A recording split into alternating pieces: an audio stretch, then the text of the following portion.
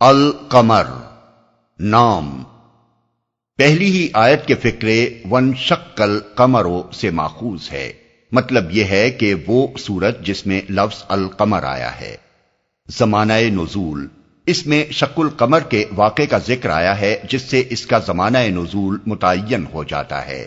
محدثین و مفسرین کا اس پر اتفاق ہے کہ یہ واقعہ ہجرت سے تقریباً 5 سال پہلے مکہ معظمہ میں منا کے مقام پر پیش آیا تھا۔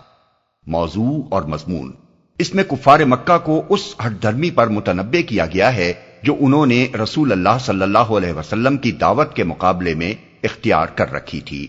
شق القمر کا حیرت انگیز واقعہ اس بات کا صریح نشان تھا کہ وہ قیامت جس کے آنے کی خبر رسول اللہ صلی اللہ علیہ وسلم دے رہے تھے فی الواقع برپا ہو سکتی ہے اور اس کی آمد کا وقت قریب آ لگا ہے۔ چاند جیسا عظیم الشان کرہ ان کی آنکھوں کے سامنے پھٹا تھا، اس کے دونوں ٹکڑے الگ ہو کر ایک دوسرے سے اتنی دور چلے گئے تھے کہ دیکھنے والوں کو ایک ٹکڑا پہاڑ کے ایک طرف اور دوسرا ٹکڑا دوسری طرف نظر آیا تھا۔ پھر آن کی آن میں وہ دونوں پھر مل گئے تھے۔ یہ اس بات کا کھلا ثبوت تھا کہ نظام عالم ازلی و ابدی اور غیر فانی نہیں ہے، وہ درہم برہم ہو سکتا ہے۔ بڑے بڑے ستارے اور سیارے پھٹ سکتے ہیں، بکھر سکتے ہیں، ایک دوسرے سے ٹکرا سکتے ہیں، اور وہ سب کچھ ہو سکتا ہے جس کا نقشہ قیامت کی تفصیلات بیان کرتے ہوئے قرآن میں کھینچا گیا ہے۔ یہی نہیں بلکہ یہ اس امر کا پتہ بھی دے رہا تھا کہ نظام عالم کے درہم برہم ہونے کا آغاز ہو گیا ہے اور وہ وقت قریب ہے جب قیامت برپا ہوگی۔ نبی صلی اللہ علیہ وسلم نے اسی حیثیت سے لوگوں کو اس واقعے کی طرف توجہ دلائی اور فرمایا دیکھو اور گواہ رہو، مگر کفار نے اسے جادو کا کرشمہ قرار دیا اور اپنے انکار پر جمے رہے۔ اسی ہٹ دھرمی پر اس سورہ میں انہیں ملامت کی گئی ہے۔ کلام کا آغاز کرتے ہوئے فرمایا گیا ہے کہ یہ لوگ نہ سمجھانے سے مانتے ہیں، نہ تاریخ سے عبرت حاصل کرتے ہیں، نہ آنکھوں سے صریح نشانیاں دیکھ کر ایمان لاتے ہیں۔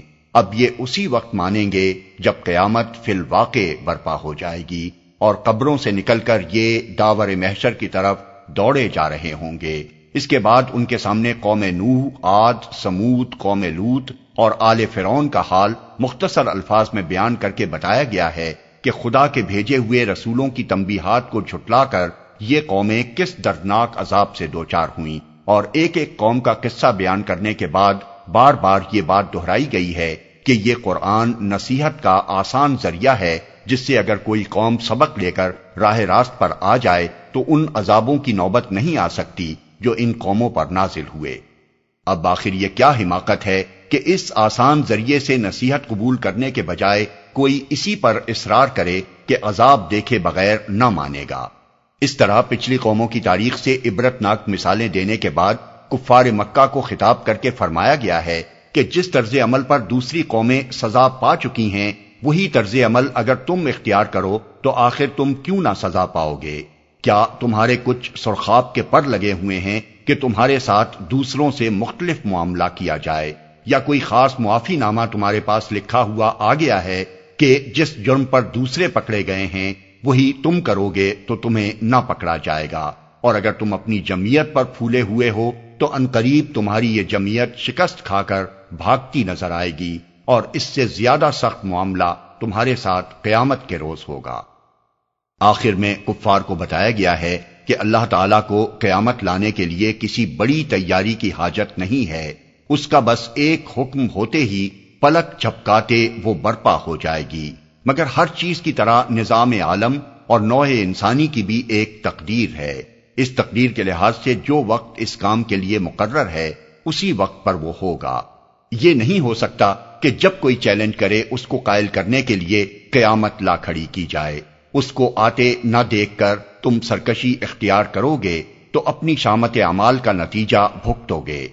تمہارا کچا چٹھا خدا کے ہاں تیار ہو رہا ہے جس میں تمہاری کوئی چھوٹی یا بڑی حرکت ثبت ہونے سے رہ نہیں گئی ہے۔ بسم اللہ الرحمن الرحیم۔ شروع اللہ کے نام سے جو رحمان و رحیم ہے۔ اقتربت الساعة وانشق القمر۔ قیامت کی گھڑی قریب آ گئی اور چاند پھٹ گیا۔ یعنی چاند کا پھٹ جانا، اس بات کی علامت ہے کہ وہ قیامت کی گھڑی جس کے آنے کی تم لوگوں کو خبر دی جاتی رہی ہے قریب آ لگی ہے، اور نظام عالم کے درہم برہم ہونے کا آغاز ہو گیا ہے۔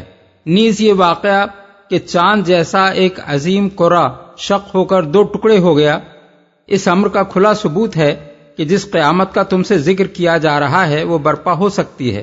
ظاہر ہے کہ جب چاند پھٹ سکتا ہے تو زمین بھی پھٹ سکتی ہے، تاروں اور سیاروں کے مدار بھی بدل سکتے ہیں، اور افلاک کا یہ سارا نظام درہم برہم ہو سکتا ہے۔ اس میں کوئی چیز ازلی و ابدی اور دائم و مستقل نہیں ہے کہ قیامت برپا نہ ہو سکے۔ بعض لوگوں نے اس فقرے کا مطلب یہ لیا ہے کہ چاند پھٹ جائے گا، لیکن عربی زبان کے لحاظ سے چاہے یہ مطلب لینا ممکن ہو، عبارت کا سیاق و سباق اس معنی کو قبول کرنے سے صاف انکار کرتا ہے۔ اول تو یہ مطلب لینے سے پہلا فقرہ ہی بے معنی ہو جاتا ہے۔ چاند اگر اس کلام کے نزول کے وقت پھٹا نہیں تھا بلکہ وہ آئندہ کبھی پھٹنے والا ہے، تو اس کی بنا پر یہ کہنا بالکل محمل بات ہے کہ قیامت کی گھڑی قریب آ گئی ہے۔ آخر مستقبل میں پیش آنے والا کوئی واقعہ اس کے قرب کی علامت کیسے قرار پا سکتا ہے کہ اسے شہادت کے طور پر پیش کرنا ایک معقول طرز استدلال ہو۔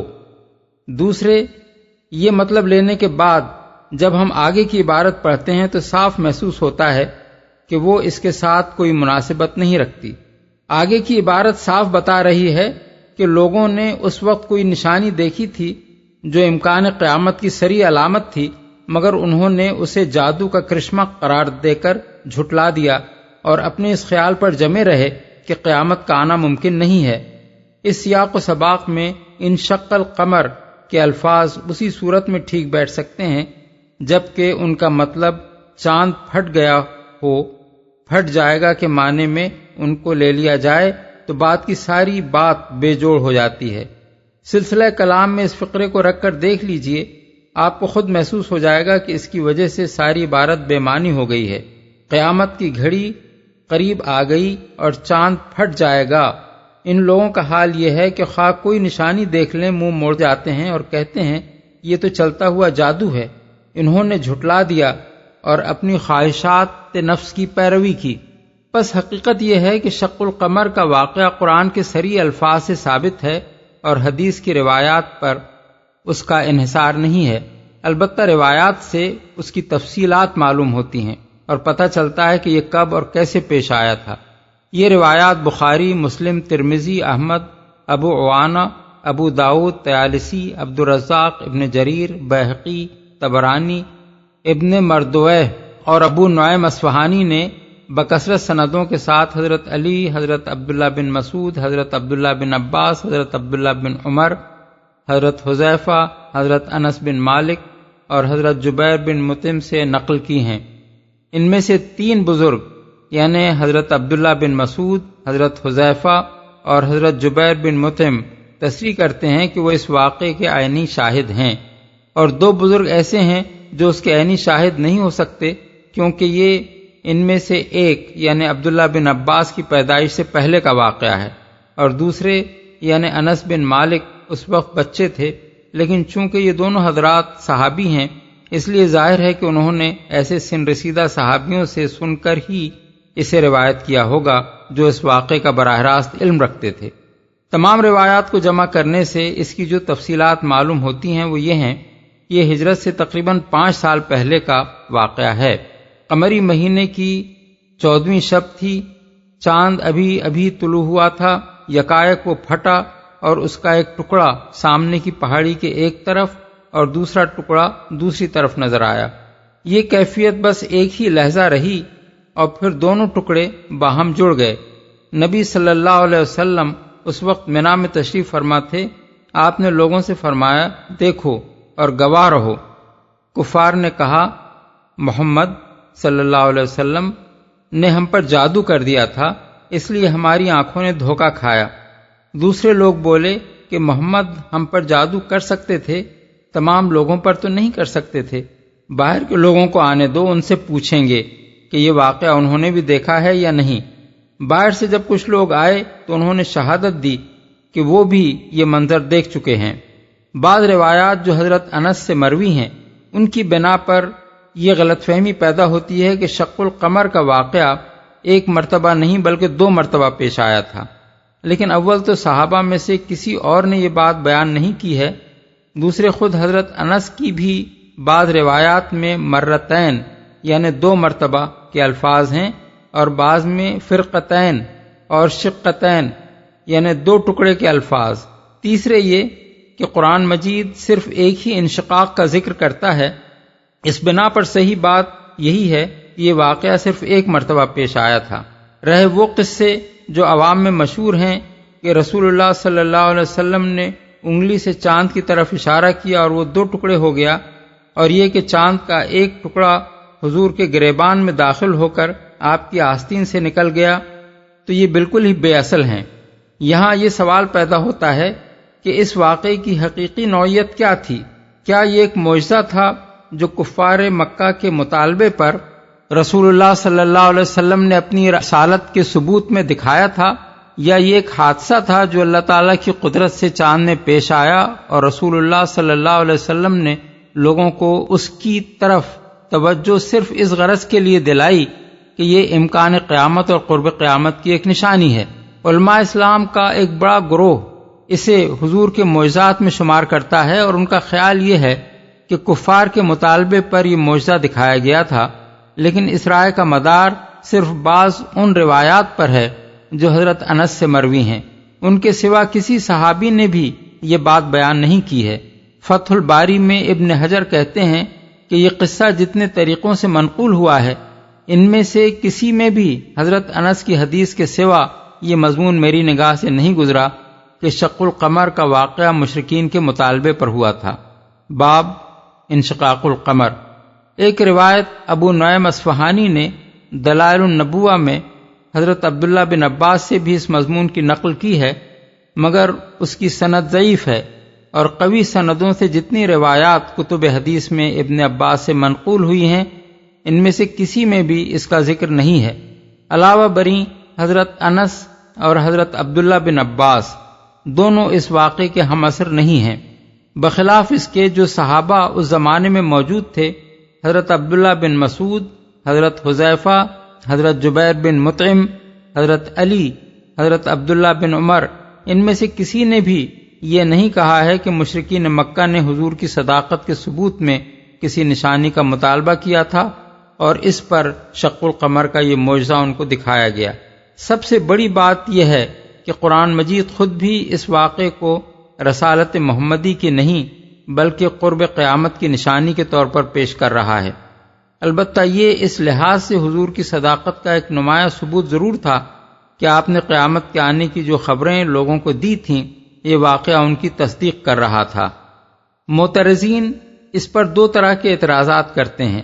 اول تو ان کے نزدیک ایسا ہونا ممکن ہی نہیں ہے کہ چاند جیسے عظیم کرے کے 2 ٹکڑے پھٹ کر الگ ہو جائیں اور سینکڑوں میل کے فاصلے تک ایک دوسرے سے دور جانے کے بعد پھر باہم جڑ جائیں۔ دوسرے، وہ کہتے ہیں کہ اگر ایسا ہوا ہوتا تو یہ واقعہ دنیا بھر میں مشہور ہو جاتا، تاریخوں میں اس کا ذکر آتا اور علم نجوم کی کتابوں میں اسے بیان کیا جاتا، لیکن در حقیقت یہ دونوں اعتراضات بے وزن ہیں۔ جہاں تک اس کے امکان کی بحث ہے، قدیم زمانے میں تو شاید وہ چل بھی سکتی تھی، لیکن موجودہ دور میں سیاروں کی ساخت کے متعلق انسان کو جو معلومات حاصل ہوئی ہیں، ان کی بنا پر یہ بات بالکل ممکن ہے کہ ایک کرہ اپنے اندر کی آتش فشانی کے باعث پھٹ جائے اور اس زبردست انفجار سے اس کے 2 ٹکڑے دور تک چلے جائیں، اور پھر اپنے مرکز کی مقناطیسی قوت کے سبب سے وہ ایک دوسرے کے ساتھ آ ملیں۔ رہا دوسرا اعتراض، تو وہ اس لیے بے وزن ہے کہ یہ واقعہ اچانک بس ایک لحظے کے لیے پیش آیا تھا۔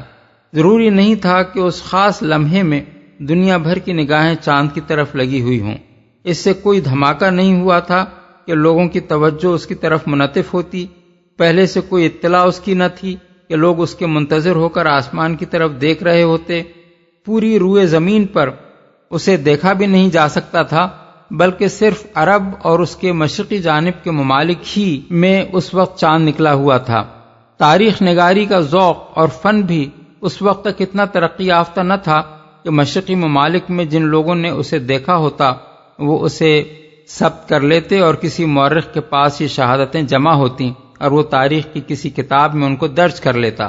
تاہم ملابار کی تاریخوں میں یہ ذکر آیا ہے کہ اس رات وہاں کے ایک راجا نے یہ منظر دیکھا تھا۔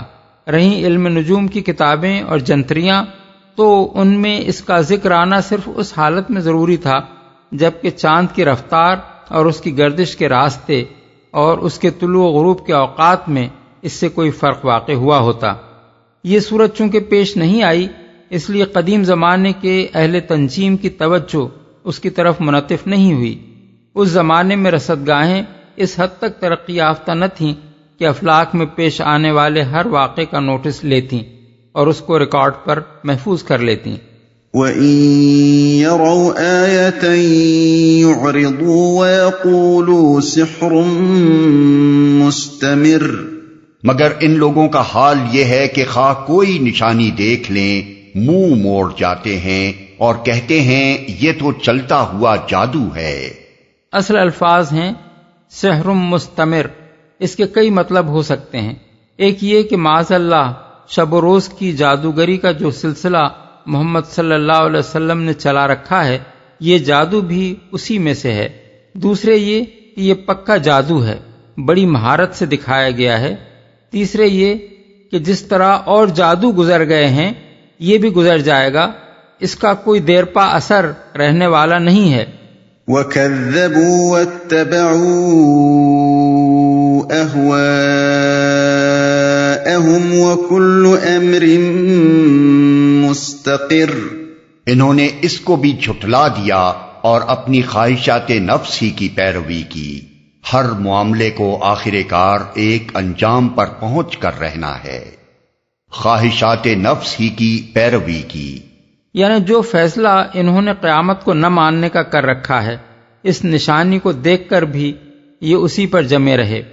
قیامت کو مان لینا چونکہ ان کی خواہشات نفس کے خلاف تھا، اس لیے صریح مشاہدے کے بعد بھی یہ اسے تسلیم کرنے پر راضی نہ ہوئے۔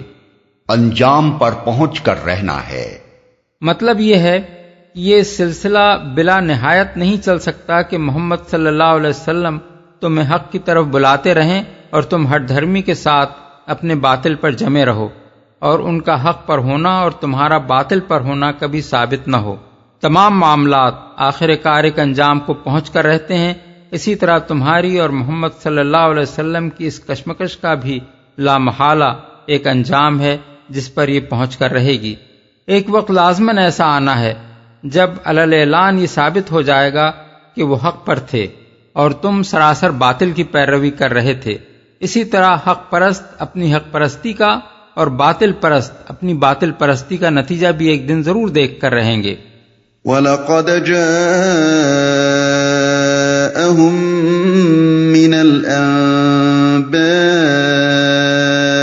مَا فِيهِ مُزْدَجَرٌ حِكْمَةٌ بَالِغَةٌ فَمَا تُغْنِ النُّذُرُ فَتَوَلَّ عَنْهُمْ يَوْمَ يَدْعُ الدَّاعِ إِلَى شَيْءٍ نُكُرٍ۔ ان لوگوں کے سامنے پچھلی قوموں کے وہ حالات آ چکے ہیں جن میں سرکشی سے باز رکھنے کے لیے کافی سامان عبرت ہے، اور ایسی حکمت جو نصیحت کے مقصد کو بدرجہ اتم پورا کرتی ہے، مگر تنبیہات ان پر کارگر نہیں ہوتی۔ خُشَّ عَنْ أَبْصَارُهُمْ يَخْرُجُونَ مِنَ الْأَجْدَاثِ كَأَنَّهُمْ جَرَادٌ مُنتَشِرٌ مُهْطِعِينَ إِلَى الدَّاعِ يَقُولُ الْكَافِرُونَ هَذَا يَوْمٌ عَسِرٌ۔ پس اے نبی ان سے رخ پھیر لو، جس روز پکارنے والا ایک سخت ناگوار چیز کی طرف پکارے گا، لوگ سہمی ہوئی نگاہوں کے ساتھ اپنی قبروں سے اس طرح نکلیں گے گویا وہ بکھری ہوئی ٹڈیاں ہیں، پکارنے والے کی طرف دوڑے جا رہے ہوں گے، اور وہی منکرین جو دنیا میں اس کا انکار کرتے تھے اس وقت کہیں گے کہ یہ دن تو بڑا کٹھن ہے، ان سے رخ پھیر لو۔ بالفاظ دیگر انہیں ان کے حال پر چھوڑ دو۔ جب انہیں زیادہ سے زیادہ معقول طریقے سے سمجھایا جا چکا ہے اور انسانی تاریخ سے مثالیں دے کر بھی بتا دیا گیا ہے کہ انکار آخرت کے نتائج کیا ہیں اور رسولوں کی بات نہ ماننے کا کیا عبرتناک انجام دوسری قومیں دیکھ چکی ہیں، پھر بھی یہ اپنی ہٹ دھرمی سے باز نہیں آتے تو انہیں اسی حماقت میں پڑا رہنے دو۔ اب یہ اسی وقت مانیں گے جب مرنے کے بعد قبروں سے نکل کر اپنی آنکھوں سے دیکھ لیں گے کہ وہ قیامت واقعی برپا ہو گئی جس سے قبل از وقت خبردار کر کے راہ راست اختیار کر لینے کا مشورہ انہیں دیا جا رہا تھا۔ سخت ناگوار چیز۔ دوسرا مطلب انجانی چیز بھی ہو سکتا ہے، یعنی ایسی چیز جو کبھی ان کے سان و گمان میں بھی نہ تھی، جس کا کوئی نقشہ اور کوئی تصور ان کے ذہن میں نہ تھا، جس کا کوئی اندازہ ہی وہ نہ کر سکتے تھے کہ یہ کچھ بھی کبھی پیش آ سکتا ہے۔ سہمی ہوئی نگاہوں کے ساتھ۔ اصل الفاظ ہیں خشعن ابصارہم، یعنی ان کی نگاہیں خشوع کی حالت میں ہوں گی۔ اس کے کئی مطلب ہو سکتے ہیں، ایک یہ کہ ان پر خوف زدگی طاری ہوگی، دوسرے یہ کہ ذلت اور ندامت ان سے چھلک رہی ہوگی، کیونکہ قبروں سے نکلتے ہی انہیں محسوس ہو جائے گا کہ یہ وہی دوسری زندگی ہے جس کا ہم انکار کرتے تھے، جس کے لیے کوئی تیاری کر کے ہم نہیں آئے ہیں، جس میں اب مجرم کی حیثیت سے ہمیں اپنے خدا کے سامنے پیش ہونا ہے۔ تیسرے یہ کہ وہ گھبرائے ہوئے اس ہولناک منظر کو دیکھ رہے ہوں گے جو ان کے سامنے ہوگا، اس سے نظر ہٹانے کا انہیں ہوش نہ ہوگا۔ اپنی قبروں سے۔ قبروں سے مراد وہی قبریں نہیں ہیں جن میں کسی شخص کو زمین کھود کر باقاعدہ دفن کیا گیا ہو، بلکہ جس جگہ بھی کوئی شخص مرا تھا یا جہاں بھی اس کی خاک پڑی ہوئی تھی، وہیں سے وہ محشر کی طرف پکارنے والے کی ایک آواز پر اٹھ کھڑا ہوگا۔ كذبت قبلهم قوم نوح فكذبوا عبدنا وقالوا مجنون وازدجر۔ ان سے پہلے نوح کی قوم جھٹلا چکی ہے، انہوں نے ہمارے بندے کو جھوٹا قرار دیا اور کہا کہ یہ دیوانہ ہے، اور وہ بری طرح جھڑکا گیا۔ نوح کی قوم جھٹلا چکی ہے، یعنی اس خبر کو جھٹلا چکی ہے کہ آخرت برپا ہونی ہے جس میں انسان کو اپنے اعمال کا حساب دینا ہوگا۔ اس نبی کی نبوت کو جھٹلا چکی ہے جو اپنی قوم کو اس حقیقت سے آگاہ کر رہا تھا، اور نبی کی اس تعلیم کو جھٹلا چکی ہے جو یہ بتاتی تھی کہ آخرت کی باز پرس میں کامیاب ہونے کے لیے لوگوں کو کیا عقیدہ اور کیا عمل اختیار کرنا چاہیے اور کس چیز سے بچنا چاہیے۔ بری طرح جھڑکا گیا، یعنی ان لوگوں نے محض نبی کی تکذیب ہی پر اکتفا نہ کیا، بلکہ الٹا اسے دیوانہ قرار دیا، اس کو دھمکیاں دیں، اس پر لعنت ملامت کی بوچھاڑ کی، اسے ڈانٹ ڈپٹ کر صداقت کی تبلیغ سے باز رکھنے کی کوشش کی اور اس کا جینا دوبھر کر دیا۔ فدعا ربه انی مغلوب فانتصر ففتحنا ابواب السماء بماء منہمر وفجرنا الارض عیونا فالتقى الماء على امر قد قدر۔ آخر کار اس نے اپنے رب کو پکارا کہ میں مغلوب ہو چکا، اب تو ان سے انتقام لے۔ تب ہم نے موسلا دھار بارش سے آسمان کے دروازے کھول دیے اور زمین کو پھاڑ کر چشموں میں تبدیل کر دیا، اور یہ سارا پانی اس کام کو پورا کرنے کے لیے مل گیا جو مقدر ہو چکا تھا، چشموں میں تبدیل کر دیا۔ یعنی اللہ کے حکم سے زمین اس طرح پھوٹ بہی کہ گویا وہ زمین نہ تھی بلکہ بس چشمے ہی چشمے تھے۔ وَحَمَلْنَاهُ عَلَى ذَاتِ أَلْوَاحٍ وَدُسُرٍ تَجْرِي بِأَعْيُنِنَا جَزَاءً لِمَنْ كَانَ كُفِرَ۔ اور نوح کو ہم نے ایک تختوں اور کیلوں والی پر سوار کر دیا جو ہماری نگرانی میں چل رہی تھی، یہ تھا بدلہ اس شخص کی خاطر جس کی ناقدری کی گئی تھی۔ تختوں اور کیلوں والی مراد ہے وہ کشتی جو طوفان کی آمد سے پہلے ہی اللہ تعالیٰ کی ہدایات کے مطابق حضرت نوح نے بنا لی تھی، ناقدری کی گئی تھی۔ اصل الفاظ ہیں جزاء لمن کان کفر، یعنی یہ سب کچھ اس شخص کی خاطر بدلہ لینے کے لیے کیا گیا جس کا کفر کیا گیا تھا۔ کفر اگر انکار کے معنی میں ہو تو اس کا مطلب یہ ہوگا کہ جس کی بات ماننے سے انکار کیا گیا تھا، اور اگر اسے کفران نعمت کے معنی میں لیا جائے تو مطلب یہ ہوگا کہ جس کا وجود ایک نعمت تھا مگر اس کی ناقدری کی گئی تھی۔ وَلَقَدْ تَرَكْنَاهَا آيَةً فَهَلْ مِن مُدَّكِرٍ فَكَيْفَ كَانَ عَذَابِي وَنُذُرِ وَلَقَدْ يَسَّرْنَا الْقُرْآنَ لِلذِّكْرِ فَهَلْ مِن مُدَّكِرٍ۔ اس کشتی کو ہم نے ایک نشانی بنا کر چھوڑ دیا، پھر کوئی ہے نصیحت قبول کرنے والا؟ دیکھ لو کیسا تھا میرا عذاب اور کیسی تھی میری تنبیہات۔ ہم نے اس قرآن کو نصیحت کے لیے آسان ذریعہ بنا دیا ہے، پھر کیا ہے کوئی نصیحت قبول کرنے والا؟ نشانی بنا کر چھوڑ دیا۔ یہ معنی بھی ہو سکتے ہیں کہ ہم نے اس عقوبت کو ایک نشان عبرت بنا کر چھوڑ دیا، لیکن ہمارے نزدیک زیادہ قابل ترجیح معنی یہ ہیں کہ اس کشتی کو نشان عبرت بنا دیا گیا۔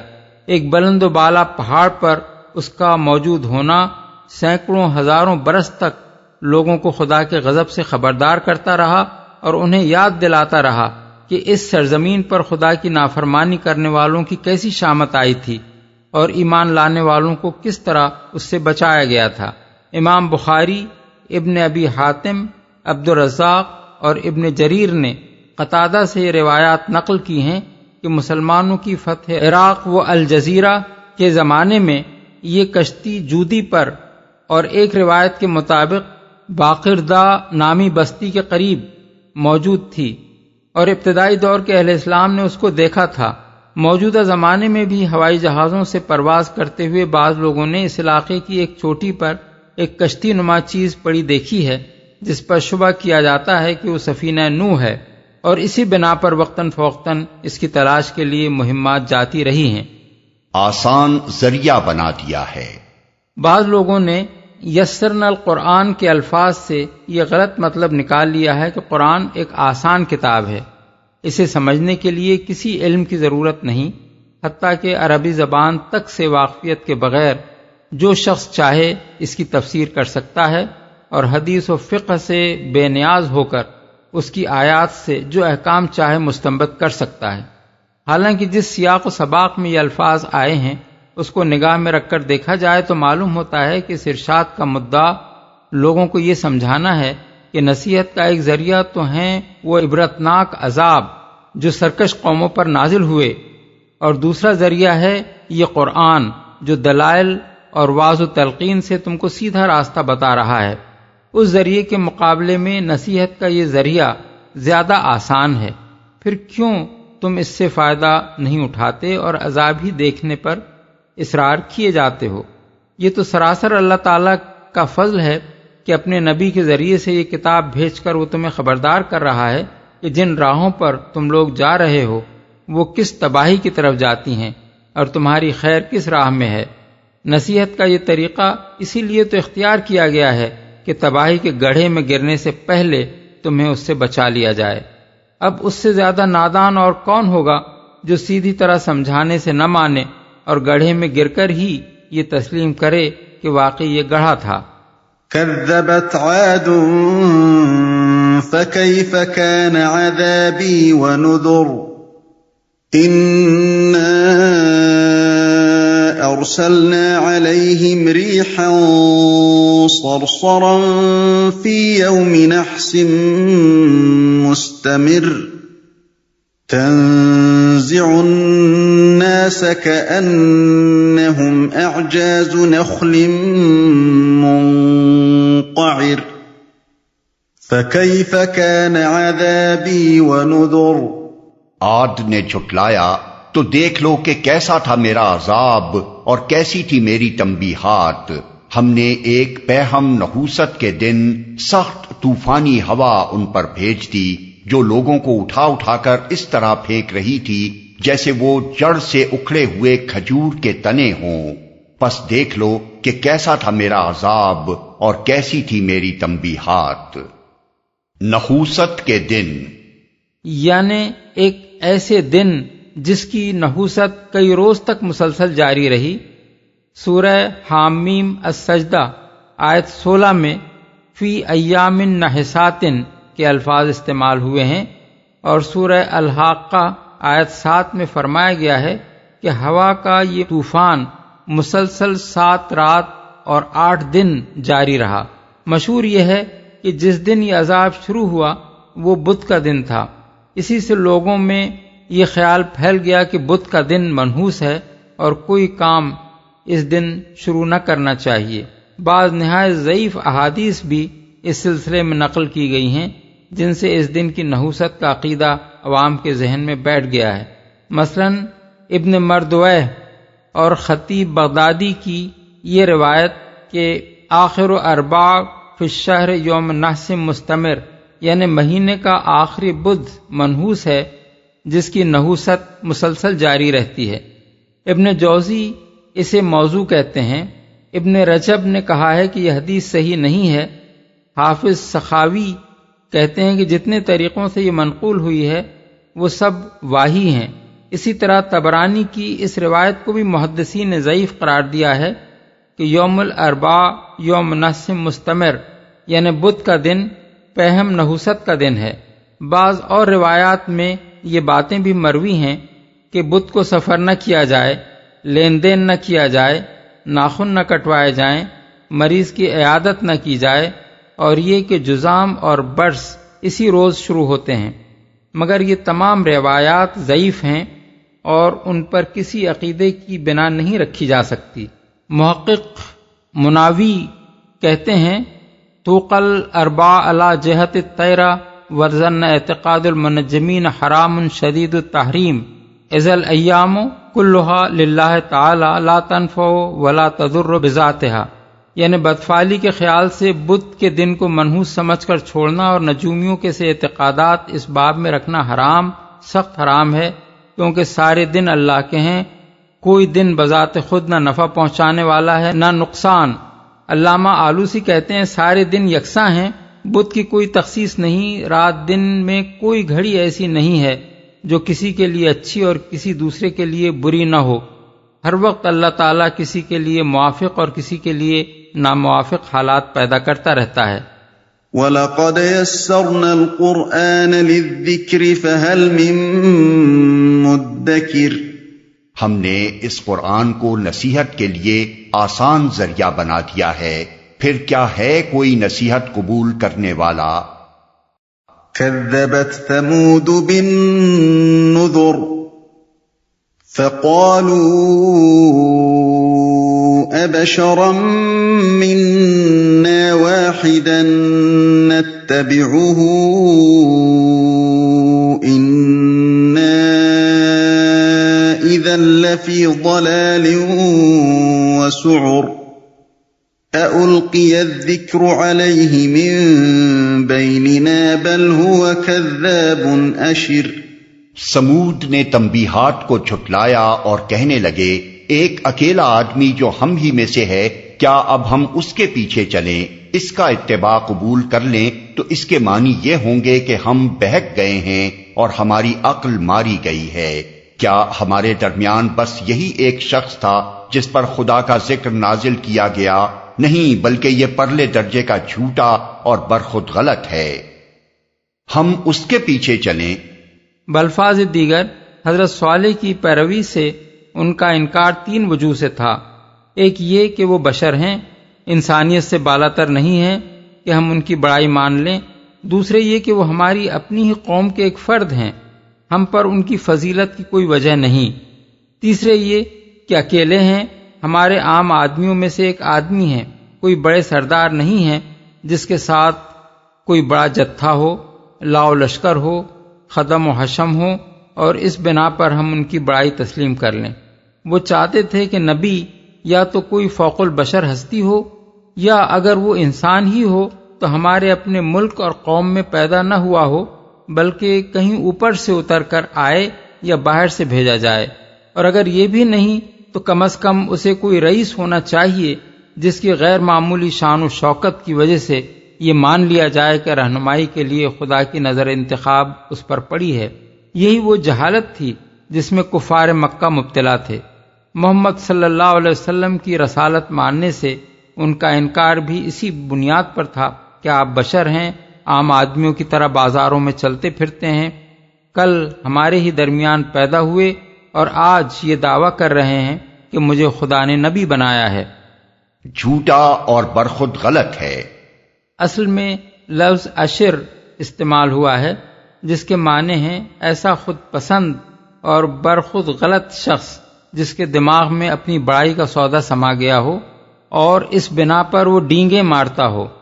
سَيَعْلَمُونَ غَدًا مَّنِ الْكَذَّابُ الْأَشِرُ۔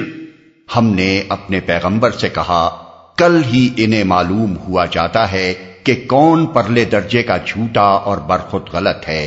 إِنَّا مُرْسِلُو النَّاقَةِ فِتْنَةً لَهُمْ فَارْتَقِبْهُمْ وَاصْطَبِرْ وَنَبِّئْهُمْ أَنَّ الْمَاءَ قِسْمَةٌ بَيْنَهُمْ كُلُّ شِرْبٍ مُحْتَضَرٍ۔ ہم اونٹنی کو ان کے لیے فتنہ بنا کر بھیج رہے ہیں، اب ذرا صبر کے ساتھ دیکھ کہ ان کا کیا انجام ہوتا ہے۔ ان کو جتا دے کہ پانی ان کے اور اونٹنی کے درمیان تقسیم ہوگا اور ہر ایک اپنی باری کے دن پانی پر آئے گا۔ یہ تشریح ہے اس ارشاد کی کہ ہم اونٹنی کو ان کے لیے فتنہ بنا کر بھیج رہے ہیں۔ وہ فتنہ یہ تھا کہ یکایک ایک اونٹنی لا کر ان کے سامنے کھڑی کر دی گئی اور ان سے کہہ دیا گیا کہ ایک دن یہ اکیلی پانی پیے گی اور دوسرے دن تم سب لوگ اپنے لیے اور اپنے جانوروں کے لیے پانی لے سکو گے۔ اس کی باری کے دن تم میں سے کوئی شخص کسی چشمے اور کنویں پر نہ خود پانی لینے کے لیے آئے نہ اپنے جانوروں کو پلانے کے لیے لائے۔ یہ چیلنج اس شخص کی طرف سے دیا گیا تھا جس کے متعلق وہ خود کہتے تھے کہ یہ کوئی لاؤ لشکر نہیں رکھتا، نہ کوئی بڑا جتھا اس کی پشت پر ہے۔ فَنَادَوْا صَاحِبَهُمْ فَتَعَاطَىٰ فَعَقَرَ۔ آخر کار ان لوگوں نے اپنے آدمی کو پکارا اور اس نے اس کام کا بیڑا اٹھایا اور اونٹنی کو مار ڈالا۔ ان الفاظ سے خود بخود یہ صورتحال مترشح ہوتی ہے کہ وہ اونٹنی ایک مدت تک ان کی بستیوں میں دندناتی پھری، اس کی باری کے دن کسی کو پانی پر آنے کی ہمت نہ ہوتی تھی۔ آخر کار اپنی قوم کے ایک منچلے سردار کو انہوں نے پکارا کہ تو بڑا جری اور بے باک آدمی ہے، بات بات پر آستینیں چڑھا کر مارنے اور مرنے کے لیے تیار ہو جاتا ہے، ذرا ہمت کر کے اس اونٹنی کا قصہ بھی پاک کر دکھا۔ ان کے بڑھاوے چڑھاوے دینے پر اس نے یہ مہم سر کرنے کا بیڑا اٹھا لیا اور اونٹنی کو مار ڈالا۔ اس کے صاف معنی یہ ہیں کہ وہ لوگ اس اونٹنی سے سخت مروب تھے، ان کو یہ احساس تھا کہ اس کی پشت پر کوئی غیر معمولی طاقت ہے، اس پر ہاتھ ڈالتے ہوئے وہ ڈرتے تھے، اور اسی بنا پر محض ایک اونٹنی کو مار ڈالنا، ایسی حالت میں بھی جبکہ اس کے پیش کرنے والے پیغمبر کے پاس کوئی فوج نہ تھی جس کا انہیں ڈر ہوتا، ان کے لیے ایک بڑی مہم سر کرنے کا ہم مانی تھا۔ فَكَيْفَ كَانَ عَذَابِي وَنُذُرِ۔ پھر دیکھ لو کہ کیسا تھا میرا عذاب اور کیسی تھی میری تنبیہات۔ إِنَّا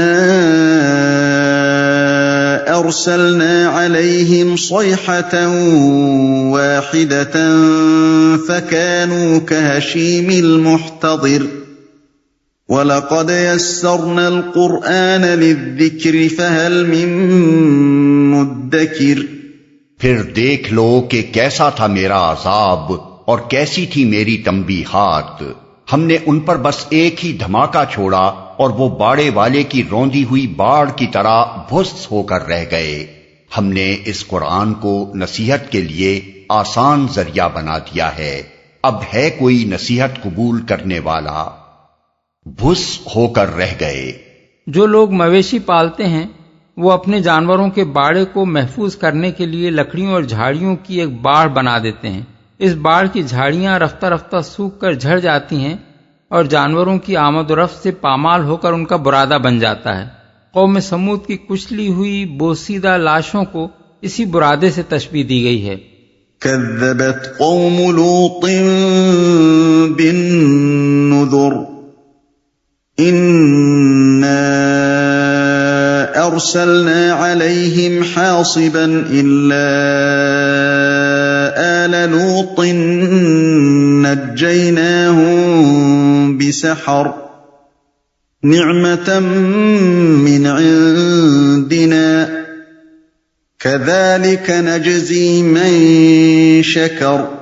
لوط کی قوم نے تنبیہات کو جھٹلایا اور ہم نے پتھراؤ کرنے والی ہوا اس پر بھیج دی، صرف لوط کے گھر والے اس سے محفوظ رہے، ان کو ہم نے اپنے فضل سے رات کے پچھلے پہر بچا کر نکال دیا۔ یہ جزا دیتے ہیں ہم ہر اس شخص کو جو شکر گزار ہوتا ہے۔ وَلَقَدْ أَنذَرَهُم بَطْشَتَنَا فَتَمَارَوْا بِالنُّذُرِ۔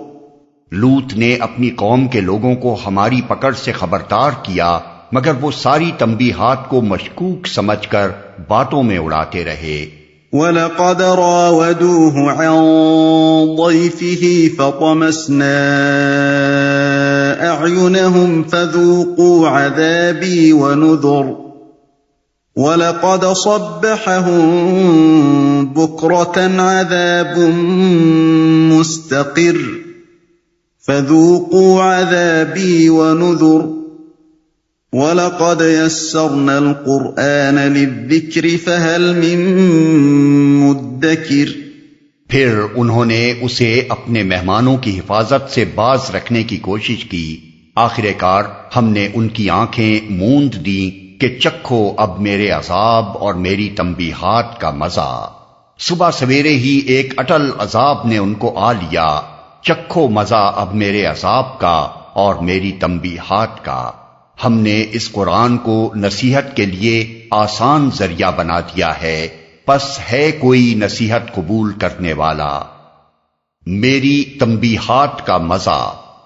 اس قصے کی تفصیلات سورہ ہود آیات 77 تا 83 اور سورہ ہجر آیات 61 تا 74 میں گزر چکی ہیں۔ خلاصہ ان کا یہ ہے کہ جب اللہ تعالیٰ نے اس قوم پر عذاب بھیجنے کا فیصلہ فرمایا تو چند فرشتوں کو نہایت خوبصورت لڑکوں کی شکل میں حضرت لوط کے ہاں مہمان کے طور پر بھیج دیا۔ ان کی قوم کے لوگوں نے جب دیکھا کہ ان کے ہاں ایسے خوبصورت مہمان آئے ہیں تو وہ ان کے گھر پر چڑھ دوڑے اور ان سے مطالبہ کیا کہ وہ اپنے ان مہمانوں کو بدکاری کے لیے ان کے حوالے کر دیں۔ حضرت لوط نے ان کی بے انتہا منت و سماجت کی کہ وہ اس ذلیل حرکت سے باز رہیں، مگر وہ نہ مانے اور گھر میں گھس کر زبردستی مہمانوں کو نکال لینے کی کوشش کی۔ اس آخری مرحلے پر یکایک ان کی آنکھیں اندھی ہو گئیں۔ پھر فرشتوں نے حضرت لوط سے کہا کہ وہ اور ان کے گھر والے صبح ہونے سے پہلے اس بستی سے نکل جائیں، اور ان کے نکلتے ہی اس قوم پر ایک ہولناک عذاب نازل ہو گیا۔ بائبل میں بھی یہ واقعہ اسی طرح بیان کیا گیا ہے۔ اس کے الفاظ یہ ہیں، تب وہ اس مرد یعنی لوط پر پل پڑے اور نزدیک آئے تاکہ کواڑ توڑ ڈالیں، لیکن ان مردوں یعنی فرشتوں نے اپنے ہاتھ بڑھا کر لوط کو اپنے پاس گھر میں کھینچ لیا اور دروازہ بند کر دیا، اور ان مردوں کو جو گھر کے دروازے پر تھے، کیا چھوٹے کیا بڑے، اندھا کر دیا۔ سو وہ دروازہ ڈھونڈتے ڈھونڈتے تھک گئے۔ پیدائش باب 19 آیات 9 تا 11۔ وَلَقَدْ جَاءَ آلَ فِرْعَوْنَ النُّذُرُ كَذَّبُوا بِآيَاتِنَا كُلِّهَا فَأَخَذْنَاهُمْ أَخْذَ عَزِيزٍ مُقْتَدِرٍ۔ اور آل فرعون کے پاس بھی تنبیہات آئی تھیں، مگر انہوں نے ہماری ساری نشانیوں کو جھٹلا دیا، آخر کو ہم نے انہیں پکڑا جس طرح کوئی زبردست قدرت والا پکڑتا ہے۔ أَكُفَّارُكُمْ خَيْرٌ مِّنْ أُولَئِكُمْ أَمْ لَكُمْ بَرَاءَةٌ فِي الزُّبُرِ أَمْ يَقُولُونَ نَحْنُ جَمِيعٌ مُنتَصِرٌ۔ کیا تمہارے کفار کچھ ان لوگوں سے بہتر ہیں یا آسمانی کتابوں میں تمہارے لیے کوئی معافی لکھی ہوئی ہے، یا ان لوگوں کا کہنا یہ ہے کہ ہم ایک مضبوط جتھا ہیں، اپنا بچاؤ کر لیں گے، ان لوگوں سے بہتر ہیں۔ خطاب ہے قریش کے لوگوں سے، مطلب یہ ہے کہ تم میں آخر کیا خوبی ہے، کون سے لال تمہارے لٹکے ہوئے ہیں کہ جس کفر اور تکذیب اور ہٹ دھرمی کے روش پر دوسری قوموں کو سزا دی جا چکی ہے، وہی روش تم اختیار کرو تو تمہیں سزا نہ دی جائے۔ سَيُهْزَمُ الْجَمْعُ وَيُوَلُّونَ الدُّبُرَ، ان قریب یہ جتھا شکست کھا جائے گا اور یہ سب پیٹ پھیر کر بھاگتے نظر آئیں گے۔ یہ سری پیش گوئی ہے جو ہجرت سے 5 سال پہلے کر دی گئی تھی کہ قریش کی جمعیت جس کی طاقت کا انہیں بڑا زعم تھا، ان قریب مسلمانوں سے شکست کھا جائے گی۔ اس وقت کوئی شخص یہ تصور تک نہ کر سکتا تھا کہ مستقبل قریب میں یہ انقلاب کیسے ہوگا۔ مسلمانوں کی بے بسی کا حال یہ تھا کہ ان میں سے ایک گروہ ملک چھوڑ کر حبش میں پناہ گزین ہو چکا تھا اور باقی ماندہ اہل ایمان شیب ابی طالب میں محصور تھے، جنہیں قریش کے مقاطع اور محاصرے نے بھوکوں مار دیا تھا۔ اس حالت میں کون یہ سمجھ سکتا تھا کہ 7 ہی برس کے اندر نقشہ بدل جانے والا ہے۔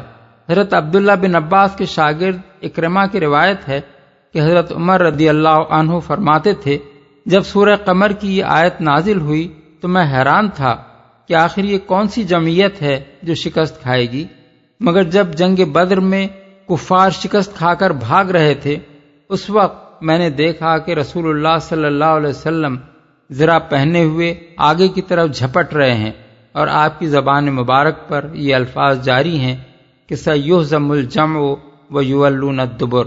تب میری سمجھ میں آیا کہ یہ تھی وہ ہزیمت جس کی خبر دی گئی تھی۔ ابن جریر، ابن ابی حاتم۔ بل الساعة موعدهم والساعة أدهى وأمر، بلکہ ان سے نمٹنے کے لیے اصل وعدے کا وقت تو قیامت ہے، اور وہ بڑی آفت اور زیادہ تلخ ساتھ ہے۔